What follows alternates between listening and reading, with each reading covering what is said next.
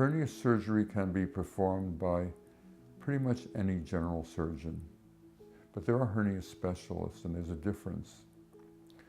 Statistically, according to the American Hernia Society, the complication rate for hernia surgery performed by a general surgeon is roughly between 10 to 15%.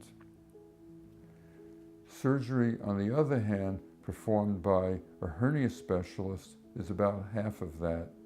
So, although either a hernia specialist or a general surgeon can perform your surgery safely,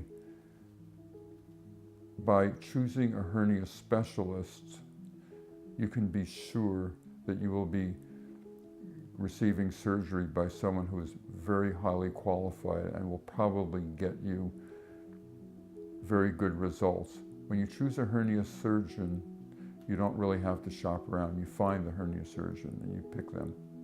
You will be well taken care of.